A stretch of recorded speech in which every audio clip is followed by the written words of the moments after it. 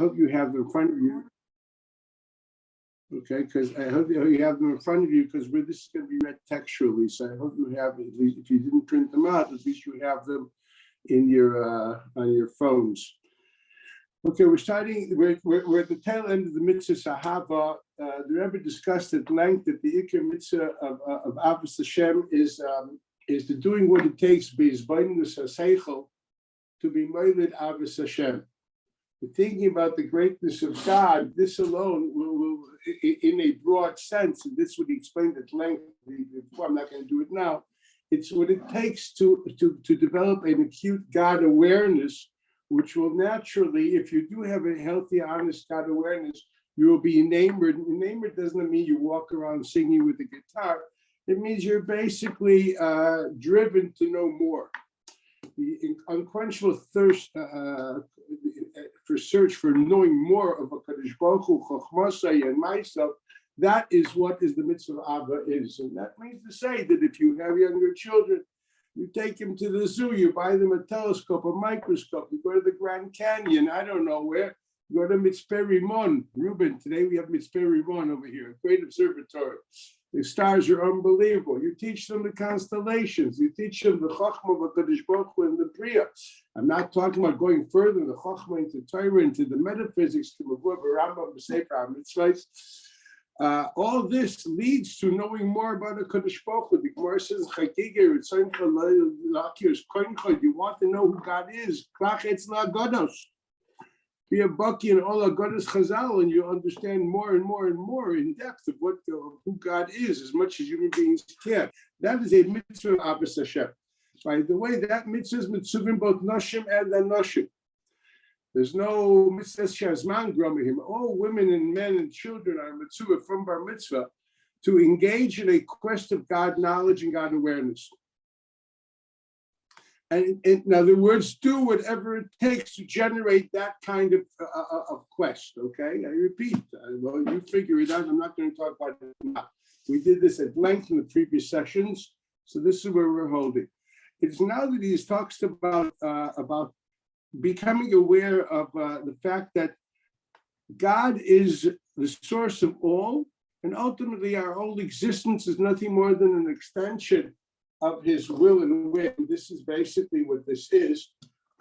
He comes now to another stage, and this is what we're going to go now. We're in page, I'm moving this around a bit. We're in page, I hope, do you see me, I hope?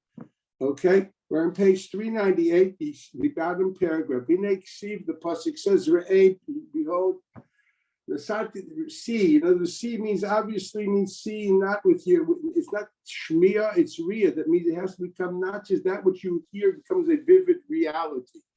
It is not enough with another cloud of riyah versus shmiya here. Shmiya, you listen, you heed, you follow. More so, you listen to what the ideals behind it are. That's in Ibn Ezra and the Ramban and Pasha Shlach. Okay, so Shmiya some mitzvahs is hearing, understanding as much as you can of the moral value of it, etc., and ultimately doing what it takes to live that way. But that's not enough. Then there's Re'eh, you must understand that the undercurrents of this must become vivid and real. You have to be able to see it, reminding me of synesthesia, of Rayim Esanishma. Okay, the idea is making a vivid reality of what you have internalized. That's called das, as we discussed in different times in this series. Now he gave you Torah and mitzvahs. He says what I actually gave you is life. And there's one has to realize that what you have here is life, as opposed to the opposite of life. Now that has become a vivid and real reality.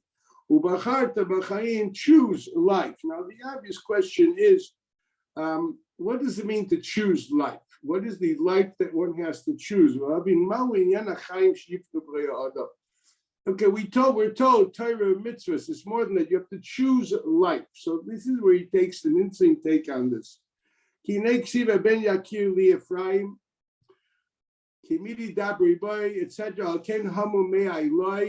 To the Navi uses the a mashal, the metaphor, as if God's stomach is churning. We discussed at length in the class before we went into vacation based on the Shalah, we did a long study on that, on the Shalah HaKadosh, that the uniqueness of Lashon HaKodesh, it's called Lashon HaKodesh, as opposed to Rambam or in the Bukhim.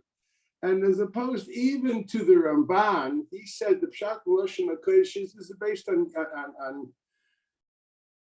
I'm not sure if it was Ramak or Telas Yaakov, I don't remember at the moment which Sefer in Kabbalah he brings it from. The idea of Lashon HaKodesh is that the words in Hebrew do not express or describe the material reality that you see. For example, when you say Yad, it doesn't mean the human hand or the animal hand. It means the hand of God, whatever that is, a kli of a Kadosh Baruch Hu to extend himself in creativity. That's what Yad means, okay? And the Yad of an Adam or a Chaya is a mashal to that Yad.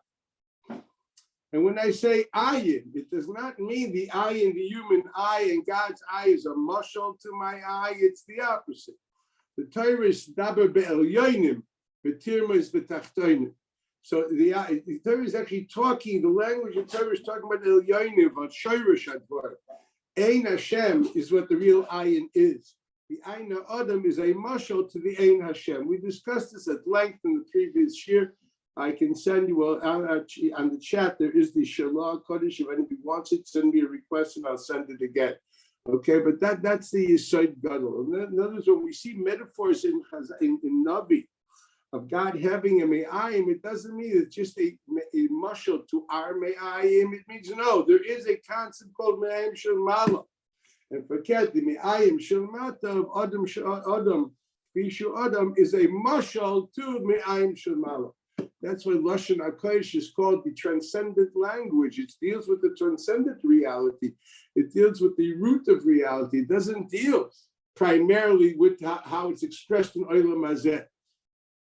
That's what it's talking about. Olam Hazeh is a mashal to that. This is a very important shalom which has to be known.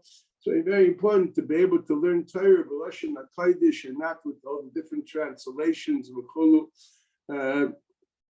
because that's what it really is. To learn Chumash, I understand we need a tool called, I don't know, what is it, Shatnestein, in my days it was Cincino, and Dr. Hertz. At the end of the day, we have to bring it back to Lashon HaKodesh, because there's a whole unique reality of, when you speak Lashon HaKodesh, you're speaking about Shoyrish HaDvar, not the Tetzah of Dvar. We're very, very, very, just the thought of it, understand that everything here is nothing more than a mashal to something which is in Shoyrish. It's a Ramban in Bereshis, where the Ramban writes, when it says Tachia Oretz Deshe, Esev Azriya Zera, Zok the Ramban, it doesn't mean a Oretz Atachtaina. It means a Oretz Elyoina, which is the Shoyrish of Oretz Atachtaina. In Oretz Elyoina, he said he put in a Koyach of Tachia Oretz Elyoina Deshe, and the Mela, that's what happened also in Oretz Atachtaina. Ein Shamarabana Kosov Yedaber Yoini V'Yirmas the Tachtoinu. That's what it is, Lashon HaRamban. This is what all of Lashon HaKodesh is. Such an important thing to remember. It's such a pity that people don't know there's a mitzvah. By the way, it's a sifri, and the sifri Mefurish is sifri by Vishinantam Levanecha, and it's also Pirush HaMishna L'Rama Masechta Abbas on the word mitzvah kala tivachamura. So the Rambam writes, what's mitzvah kala? To teach your child Lashon HaKodesh. What's the mitzvah of Lashon HaKodesh? Because Lashon HaKodesh, first of all, that is the kli of how you learn Torah. He doesn't say learn it in English and you translate them in English. No, the chachma is you have to teach it, give them accessibility to the primary text. So how to teach Torah starts with how to say Aleph, Beis, Gimel, Daled, Hey, etc. That's what's important. It's a mitzvah. It's a mitzvah. It's not just people who made Aliyah. It means every person should somehow learn Lashon HaKodesh, and if possible to speak Lashon HaKodesh. Rav Nosson Adler, the Rebbe of the Sam Sefer, only spoke Lashon HaKodesh. Only spoke Lashon HaKodesh. He didn't speak anything else. He didn't speak German, that way he was in Frankfurt at the time. He spoke Lashon HaKodesh. Now, Lashon HaKodesh may mean contemporary Hebrew. Contemporary Lashon HaKodesh has been bastardized with enormous amounts of new words, which have nothing to do with Lashon HaKodesh. I'm not talking about that, but at least when we learn Torah, we should go to our primary sources. This is It's a very important thing. So this is when it says, just again, when we say these things, it's not that it's a metaphor for churning stomach of the human being, it's the opposite. There is a concept of that's misbata, that expresses up the me'ayim shel mata. Please look it up, and if you want again, I can send it again, whoever needs it. Let's go further. Eitan, that's a very nice beard. Okay. I hope you're not becoming too frum. I'll call your wife. Thank you. I'm trying not to. My best efforts. Make sure you stay normal. Okay. Otherwise, I'll have a hard time. Right. Okay. What does it mean? Me'ayim shel mala. That's on the basis of that. That's what the Rebbe asks. What does it mean? Me'ayim shel mala. It's a different pashtim. It's not just the idea he's emotional, because when we're emotional, our stomach churns, so it's a metaphor for emotion. No, it means there is a me'ayim shel mala. What does it mean, me'ayim shel mala? B'yoshia Dort is quite known. The Bereshis ha'ishtalshis haya bilti halo asman. Beginning of reality. Well, let me explain something. There's a concept that we know of chalukas hamayim, mayim el yoinim and mayim el tachtainim. When God made the rakia, okay. So what do people think? What is this mayim el yoinim and mayim tachtainim? Ad kidei kach, it's brought down that the Medrash says that why do we have to put salt on karbanes? Because Nebuch, we took the mayim el tachtainim and furthered them away from HaKadosh Baruch Hu. Right? Because they divide Mayim El Yoinim are closer to God and Mayim Tachtainim are further from God. So mainly we took Mayim Tachtainim, we took the salt out of that water. Obviously we're talking about the seawater. And we said that will be Al Gabi HaMizbeach. That's a Medrash Rabbah. Rashi brings it up. What does it mean? That closer to God, further from God? I mean, come on, give me a break. In infinity, there's no closer, there's no further. What does it mean? Waters above the stratosphere. Which waters are we talking about? Okay, I'm not going into again how Chazal knew or understood their planets. I'm not going there at the moment. I'm not interested, and this is a conversation we already had. I'm not going there. I just know one thing. This is explained Lamaisa in Zayar Kodesh, and afterwards also in Ari and etc. Also comments of Chassidus all over. That this talks about Mayim El Yainim and Mayim Tachtainim. Talks about Mayim is an idea of energy of growth. That's what water is. Water has no shape, has no form, has no taste. It is the way God gives you the gift of life, of growth. It was man does to it, but he's the one that gives it shape, color, etc. Okay, is it frozen? Is it a popsicle? Is it what is it? I'll take it, coffee, whatever it's called. These are different things. Is it an ice cube? I don't know what it is. Is it this color, that color? The children care about. Lamais, it's water. Water has no shape, has no color. Water is simply the simplest thing in Gashmis, which is a metaphor of God giving himself to us, giving us the possibility of growth and progress. That's Mayim El Yoinim, something coming directly from God. Mayim Tachtainim is the idea that we basically do our hishtadlus, and with that we generate a rutzin of a Kadosh Baruch Hu to bring, to give. It's what you call it Mayim Duchrin, the waters of the male, and Mayim Nukrin, the waters of the female. It means that which is rutzin pashut of a Kadosh Baruch Hu, not because we did something. And then Mayim Tachtainim, which is Ma'ira Mayim El Yoinim, that's V'hoyayim Shemaya Tishma Mitzvaysai V'nasati Gishmeichem B'iyitam. And then you'll have rain. That's called Mayim Tachtainim, which are Ma'ira the Mayim El Yoinim.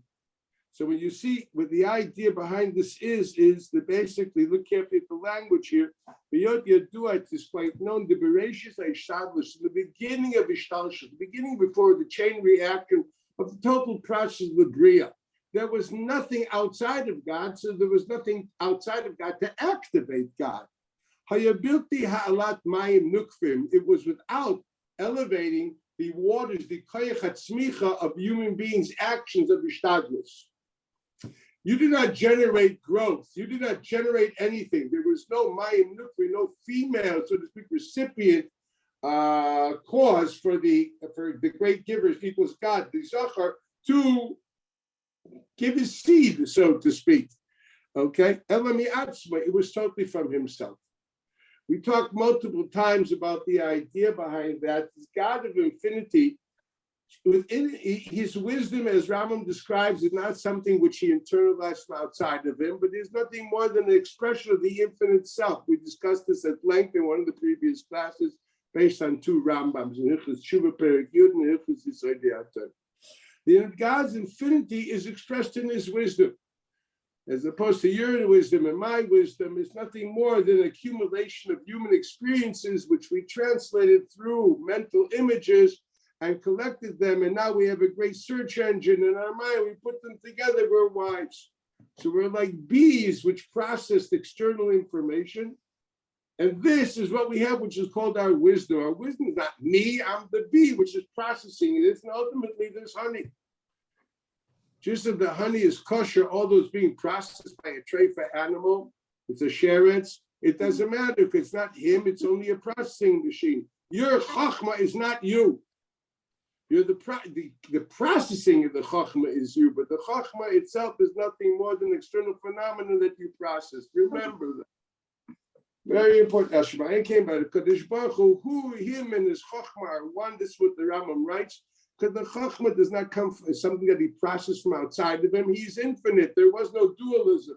Ultimately, it means to say that the chachma is an expression of the essential God, which is quite frightening, but this is the truth.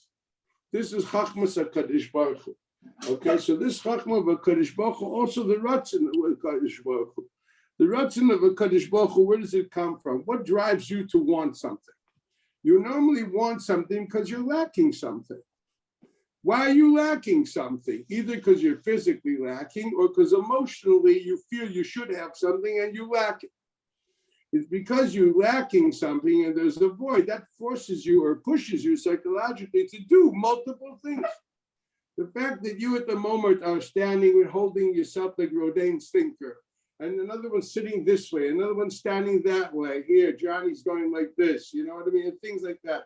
Every Chaim, you look like, you know, like and Benji is stoic, okay? So you understand what is this all over here? But these are all psychological necessities to stand and sit in a certain form and not. We're full of quirks. Now, God is not quirky. God is perfect. If God is perfect, he does nothing. Why would he do anything? The word doing makes no sense. Any action or feeling is there to fill a psychological or physical void. There is no psychological, there is no physical. He is totally one within himself in perfection. How in God's earth would he do anything? Creation itself is by definition illogical. The fact that it says bara Elokim, why? Why?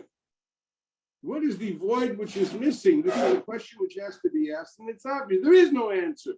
That Ratzon is not Seichel. That is the Ratzon which created Seichel. It was a Ratzon of the infinite to create, to be Mischakim, to have Chochmah and Bina and Das and Midos, etc. This is what we call Keser Elyon. Keser Elyon means above the Seichel, you have something which is above that. And that's called the Ratzon Shel Atik, the Ratzon Shel Lifnei HaChochmah. The will which expressed itself in the whole dynamics of creation, even creating an interactive persona within God, first needed a will. That will is an expression of the essential self of God. Just as Chochmah is an expression of itself, so the Chochmah should be the Keser, which is Moiled that Chochmah, that Ratzon, which is Moiled the Chochmah. What's its marshal in our life? Well, you can't be Mischakim until you have the will of cognizance. The will of cognizance is the mother and father of your Chachma. It makes you look around, see reality, sponge it, think about it, and create mental images. As opposed to the cat, that somehow curiosity kills it. For us, curiosity is the will of cognizance, is the mother and father of our wisdom. Okay? That's a Ratzon. That Ratzon comes because we are Choser. The nivra is chaser be'etzem, as the pasuk says in Mishlei, "Hanefesh lo temalei." Hanefesh lo temalei. The neshama is basically is looking around to find justification of existence. Doesn't know why it's here, so maybe what it does, you're fidgeting. All Jews fidget a lot because they're not. Why am I here? You look at the world like a kid, in a Caribbean island. What is this? Why am I here? What is this supposed to mean? Like, why did I come here? What is it doing here? Etc., etc., etc. Did you ever have something like fall on you? Well, this is what happens to all the neshamas. And that's why you have the taiva of cognizance, and that's why people are curious. People which are not curious, they're not curious. They're not curious about X, but they're definitely curious about Y. They're curious about their health. They're curious about multiple things. Or they're really not mentally balanced, okay? So to put it mildly, the Ratzon of HaKadosh Baruch Hu is self-generated, equals its expression of infinity itself. Just as Chachma is an expression of the Atzmius of HaKadosh Baruch Hu, Keser, which is the Ratzon HaKaidem LeChachma, is an expression of the Atzmius of HaKadosh Baruch Hu. Therefore, you can't ask the question, what generated it? Infinity generated itself. Why? There is no why. The word why by definition means what is the logical reason? My dear friends, logic is nothing more than a proportionate relationship between cause and effect. That is only once we have two poles, one called cause and one called effect, then you can ask what is the proportionate relationship between two of them. But there were no two poles. It was just infinity itself. So there is no question of logic. God had to create dualism and then to create it in a logical form. But prior to dualism, the word of logic ceases to exist. It doesn't happen. Your question should be, why did God create logic? To say, ask that as a logical question, looking for a logical reason of why God created logic is an oxymoron. It's a stira minei ubei. You can't ask what's the logical reason for the creation of logic. It's a shtus. So Mamela, it's a bias of a kutcha that when we talk about the Ratzon of a Kadosh Baruch Hu, it's not because something generated. Nisavaloy. Chazal call it Nisavaloy la Kadosh Baruch Hu liyas lo'idira v'tachtonim. It's a medrash from Chum Pasha Shmini. God had a taiva. What does it mean have a taiva? Taiva means a Ratzon which is not mugdar and mugbal with tam and das. So by human beings, which the peak of their humanity is their logic or their wisdom, therefore doing something without tam and das is degrading. But by HaKadosh Baruch Hu, we talk about something mi'al tam and das, it doesn't mean it's below tam and das, it's mi'al tam and das. It's not in the tzimtzum of just chachma and bina and das, it lies in infinity. We call that taiva, a ratzon which precedes tam and das. That is the pshat of Nisavila HaKadosh Baruch Hu. They once asked about Latanya, why did God create the world? So he said, Ich verstehe nicht. Medrash says it's a taiva. Of a taiva, fragt man nicht kein kashus. You don't ask questions on a taiva, because taiva by definition is anti-questions, not shaykh, the tam and das. That is the true answer to this whole spiel. So maybe you understand what we're looking at here is Ma'atzmoy. It's not because he wanted. What does he want? What is his ratzon? The answer is ki chafetz chesed hu. Chesed here means, as the Rambam writes in the Nevuchim and the period before the last, it doesn't mean because he wants to be good. Everybody quotes this Ramchal of God has a teva and teva toiv lehetiv. One must understanding it the way most people teach is to get a kfira. It's kaitzis benetius. To say that God has a teva, has a nature, which therefore psychologically coerces him to do things, is pashut kfira. God is infinite, doesn't have anything which forces him to do anything he's lacking naught. Chafetz chesed hu means that God shows from himself to be an expressive personality. That's what the Rambam says what chesed means. Chesed means nesina or expression, b'li gvul. I in Rambam are in the book one page before the last. That's why incest is also called chesed. You're expressing yourself outside of a normal gvul. It's often a pasuk.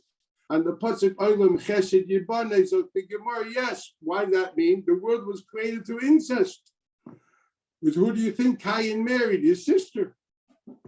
And that's the Pshat Olam Chesed Yibani. The word was created through incest, through basically expression which is not limited. That's the Chazal understanding. We also understand Olam Chesed Yibani, because Baruch Hu created this without any halos man, limitless expression of self. It is not because something caused it, therefore the Nesina is going to be klape in proportion to the cause. There was no cause. The cause is infinity, therefore the reaction is infinity. There's infinite giving. That's what it means, chesed, in the simple term. Please read more in the book in the paragraph before the last. So now we understand this. That was all in the beginning. But afterwards, totally ba'alo asman. Once he started this and he created a world and put man there, now everything depends on halo asman. Halo asman nukvim. Now the recipient, which is creation, has to energize that God that he should react and give. He created an interactive persona, reacting to what we do down here, which is called the ishtadlus of man down here, which is mayim, again, the energizing of nukva of the recipient. All this is elaborated in Eitz Chaim or Chaim Vital.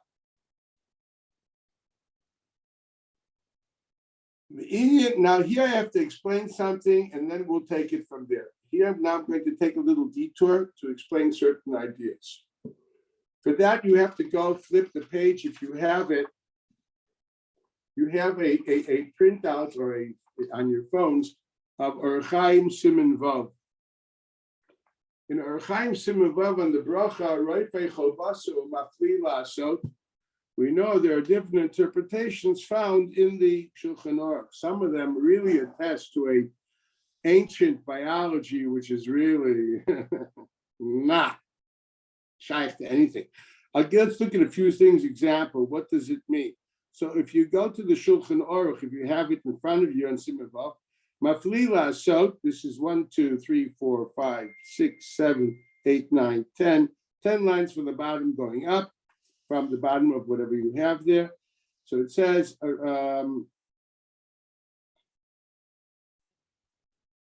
Roifei chayli kol basa al shem hanikavim shebarabai v'hoitzi pseilis ma'cholai. God created nikavim, which he moitzi pseilis ma'cholai. Ki'im yitapesh v'betin, if there wouldn't be a capability of taking out, removing the toxic waste, you will die, which is obvious. So actually, every person which has toxic waste of food in his body, he's a chayla. And Baruch Hashem, you're capable of extricating it, and therefore this is your refuah. What does mafli lasot mean? Zok the Shulchan Aruch, mipnei she'adam domeh lenod malei ruach. Man is like a wine bag. That's what it was, a skin of air, a skin full of air. If you have a wine bag, you have a bag, it's full of air, it's like a balloon, and you make a minimal, like a needle point hole, haruach yotzei. So then how does man live?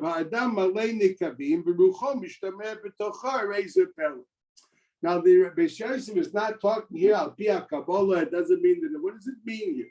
This obviously attests to the fact that he's accepting a very ancient understanding, which is found all over Chazal, that they actually thought that every person is full of air and he is breathing his own essential air. Air is self-generated. What exactly the lungs were doing there, I don't know. Maybe they're the exhalers, but the source of the air is yourself. This is based on a medrash that you all know. When it says "Vayipach bi'apoy nishmas chayim," it says "Man denafach mitochiyusay nafach." He who excels from his inner self. Tanya writes based on Chazal and Zohar Kosh mitochiyusay u'pnimiyusay. That's where you say that your neshama is an expression of God Himself. Well, the metaphor is really dated because, for goodness sake, air is not part of me at all. I'm nothing more than a processor of X amount of air inhaled through my lungs and finally exhaled. And I bring in the oxygen from outside of me and that goes into my bloodstream. It does whatever it does. My oxygen, my air is not pnimi yusoi, not nothing. It's literally, again, like my chokhmah. It's like a bee. Okay, it's not me. It's not. If I would say my neshama is like air of air, that means to say I'm definitely not part of Atzmis of a Kodesh Baruch Hu. If you think of it, the answer is very simple because the mashal is stated, and at the time Chazal actually thought this, and this is what's expressed here. They actually thought, and Reb Chaim Volozhiner still thinks that way. If you open up your Nefesh Chaim, I guess he didn't go to medical school. Never opened the body. He discusses. He said, "Your air is essentially inside. You're a noid malei ruach." Did you know that? You're an energizer battery of air. Okay, and that's what you're breathing. You exhale it, granted, through your lungs, but you don't inhale it. Well, how they understood inhaling, I'm not sure. I'm not going there because he said it's noid malei ruach. Well, it's noid malei ruach. Man, there's so many holes. Where exactly is it function? Now, this is also very weird. They think all the holes go to the center of man for whatever reason, and they figure the air has to be somewhere there. How come there's so many holes in this air bag and the balloon and the air is still contained? That's what the Ramban, the Beis Yosef understands. Once again, these are dated things, which obviously, if I would have this alone, I'd have a problem of saying this bracha. Obviously, Anshik Tesagdar meant more. It's very clear to me that they meant more, and let's see what the next thing is.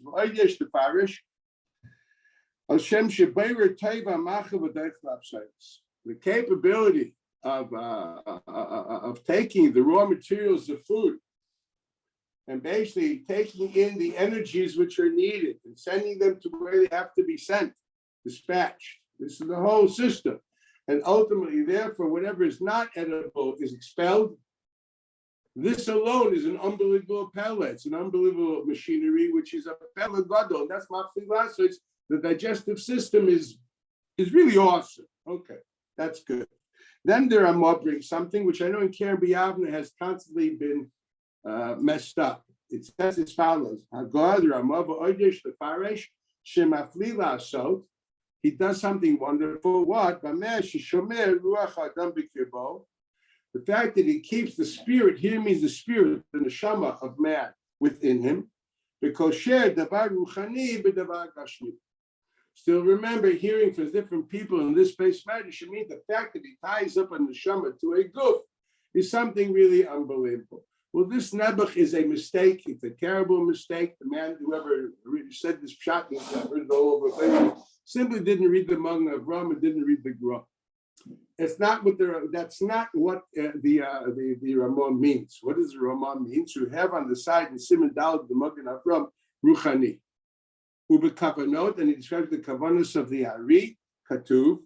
Dan Neshama ne'enet meruchniyut hamachal va'guf ne'ena migashmiyut hamachal umikoyach zeh kshurim zeh b'zeh al yedei hamachal. The Gemara writes the same. You don't have it, but I'll read it to you. On the words kosher davar ruchani b'gashmi, Dr. Gra Ritzono Lamar Ayedei Hamazon. Now, what does this mean? Here is the story. It seems to be saying that food does two things. Food, first of all, energizes the body, allowing it to be a vehicle of life. That is what you call Gashmis Hamachal. Food is also a reason of why the soul chooses to stay in the body. You can have a beautiful body. I need an incentive for this food. This is unbelievable. For the food, for the soul to want to stay in the body. The food, this is Azayra Kodesh. The food is actually, whatever happens in the eating process, is a reason justifying the soul wanting to stay tied up to the body. And this is Maflila Asot, that through the Ruchnius of Michael, the Neshama is willing to stay in the body, and through Gashmis of Michael, the body becomes a vehicle to accept that soul. This is the emes, this is the gra, and this is the Magen. And this is also the Ari. Harchavas Advorim, flip the page if you may. I want to show a piece. And we'll continue Mitzvah Hashem next time around. It says as follows. In front of you, you have a Soid Yishorim, which is written by Rav Gershon Heinrich Leiner, the Baal HaTchelis, the Radziner Tchelis, the grandson of the Mea Shiloach. which is the first mimer in the Sefer on Erev Yom Kippur. And he discusses at length a certain Zohar, which the Zohar describes 3 different types of machal. Actually, 4.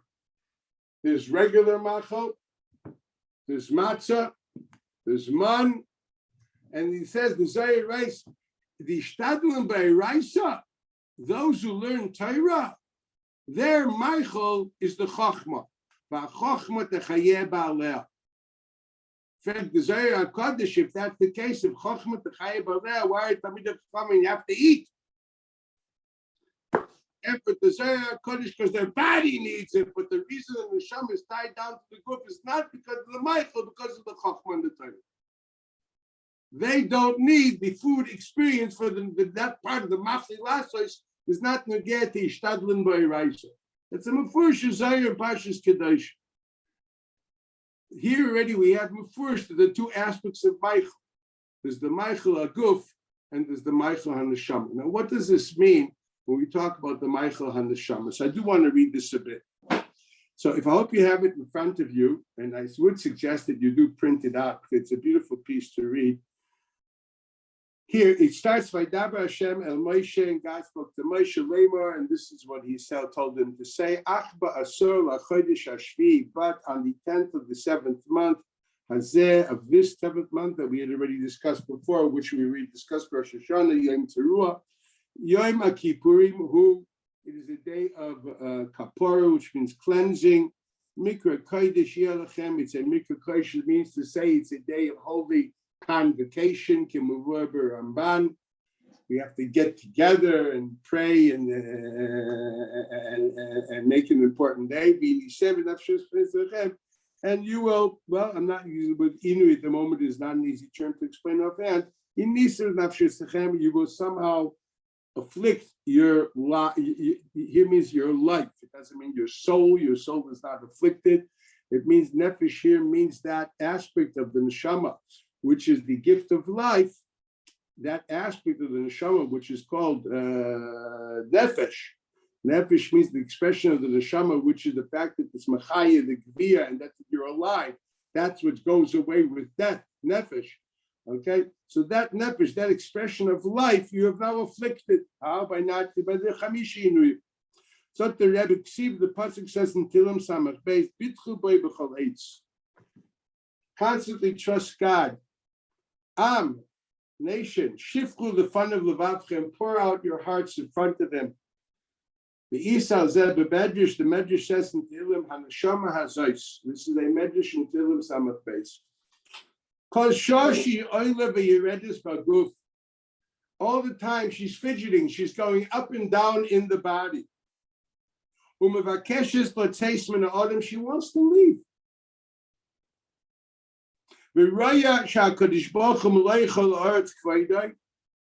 But somehow she experienced HaKadosh Baruch Hu even in the goof.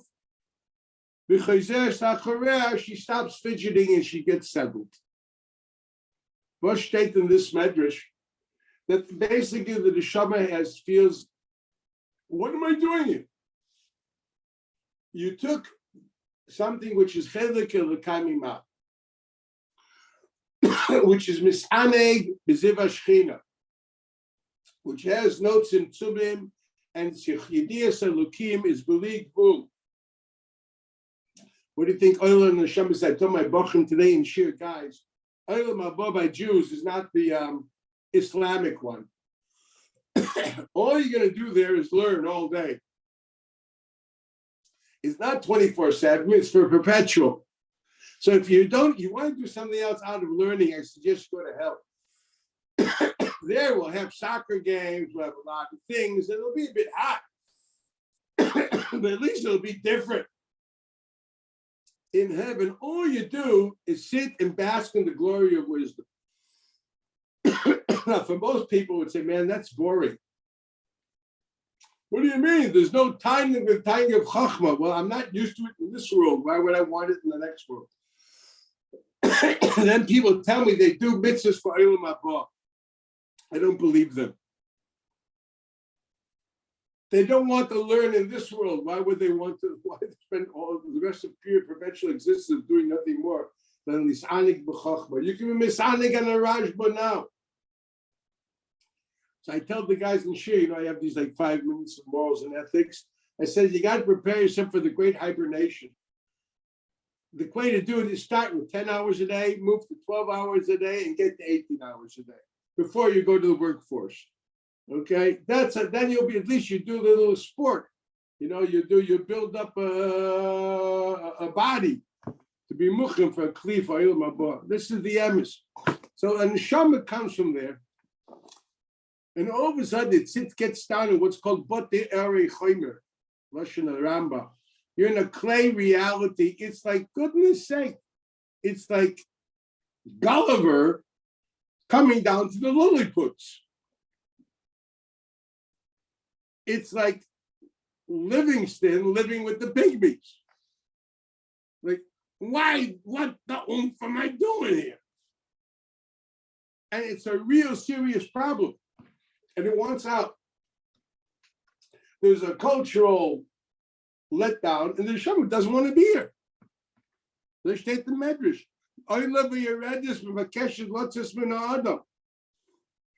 What keeps it there is because simply he realized that there's kavod shamayim, an understanding of the infinity of God that he experienced in the guf that he will never experience up there. And that's why Livingston stayed with the pygmies. And that's why, something, people realize certain things about the beauty of life in Auschwitz that they wouldn't have understood in Yerushalayim. There are realities that duress and stress create, and this a love that gets to a distance that you understand there's actually humanity in the cesspool. There's actually God there too. And suddenly you realize how God is infinite. The idea of kavod shamayim in the choshech, kaful and mechupul, that you would never dream about if you're sitting in the ivory tower of, you people living, many of you are at the moment in the Gullus. Yeah. When you see people, when you know how hard, you wouldn't know today because now it's not hard to keep Shabbos. When I saw them, I saw those people that mamish didn't have parnasa because they had to keep Shabbos. And you realize how deep is a Kadosh Baruch Hu kesher with people. These people had numbers on their hands. Okay? And they couldn't care less. They're not going to be Mechal Shabbos. As I once spoke to the person who was Masadik Dushin for my parents, this Usher White, Rav Usher White's father-in-law, was the Rav of Akko. The B'Shol Zalmanovich is a great Talmid Chacham, big Talmid. And he told me once, if you see a person with a number on his hand and he still believes in God, even if he's not kind of mitzvahs, give him a kvittel. Ask him for a bracha. Because he has a tfisa in Kvod Shamayim that you people will never have. This is what it says over here. Let's read this inside.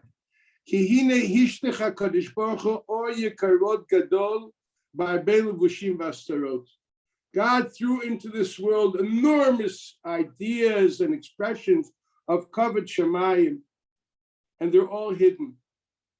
So they're so hidden that they're in a reality you can actually deny that God is there. Everything is the act of God, yet God gave kavod shamayim, there's kavod shamayim in things which are austere to him, it would seem to be. This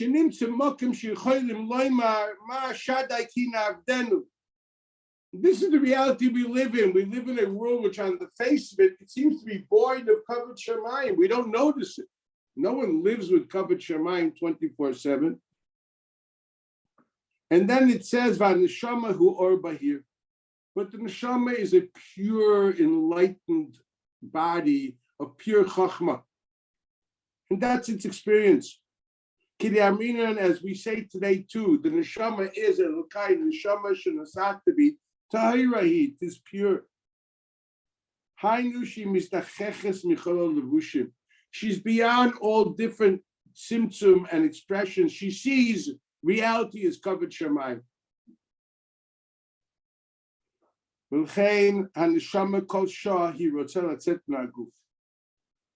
This is a place full of Astora. This is like the pygmies. This is not an enlightened world. I'm a PhD. I have 3 PhDs in philosophy, physics, and I don't know what else in humanities. And a bunch of these place live in Bedford Avenue, the corner of Rodney, where they barely speak English. What am I going to do with these people? I live in Pico Robertson, verstehst du mir, pink dort, ich halt covered Shemayim, and then I see the billboard and I get nervous. What's covered Shemayim got to do with all the whole place? You go to Florida, Grant, go take a look at South Beach and understand what I mean. Okay? You understand what we're talking about? So what's the Hashem going to do here? No, he sees that in South Beach and in the pits there is covered Shemayim. Hainu, Shemakeres, Shebetoicha Guf Gamke, Nitzav covered Shemayim Va'arius Baruch, Ki Be'emes, Betocha Esther, Nimtza Or Yikarot Gadol Bioter. I had Kidi'ita B'Midrash, and here he brings, I will explain this at length, probably more next time around. But he brings an unbelievable medrash. And here's, look at this medrash carefully. Mishin ignami menu, someone stole something from you. You shall take, and he doesn't complain. You're quiet. Mi gadol, who is the stronger, who is the bigger? A ganav or an ignav? Is it the thief or the stolen party, which is, okay.